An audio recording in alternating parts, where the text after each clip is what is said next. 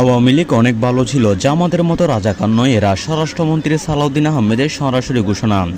বাংলাদেশ সরকারের স্বরাষ্ট্রমন্ত্রী ও বিএনপির স্থায়ী কমিটির সদস্য সালাউদ্দিন আহমেদ আজ একটি অভূতপূর্ব স্পষ্ট বক্তব্য দিয়ে রাজনৈতিক অঙ্গনে ব্যাপক আলোড়ন সৃষ্টি করেছেন। তিনি সরাসরি বলেছেন, আওয়ামী লীগ অনেক ভালো ছিল, জামাতের মতো তারা রাজাকার নয়।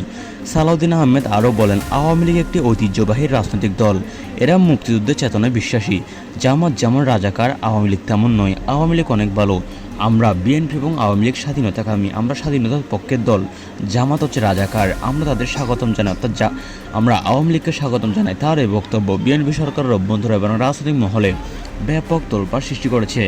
যিনি অতীতে আওয়ামী লীগের বিরুদ্ধে কঠোর অবস্থান নিয়েছেন, তার মুখ থেকে এমন প্রশংসামূলক বক্তব্য অনেকের কাছে অপ্রত্যাশিত। সালাউদ্দিন আহমেদ আরও যোগ করেন, আওয়ামী লীগকে ফিরিয়ে আনার প্রক্রিয়া চলছে, আমরা চাই সব দল শান্তি ও পূর্ণভাবে রাজনীতি করুক।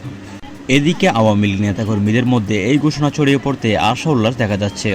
অন্যদিকে বিএনপির একাংশের মধ্যে অসন্তোষ ও বিস্ময় প্রকাশ পেয়েছে সামাজিক যোগাযোগ মাধ্যমে।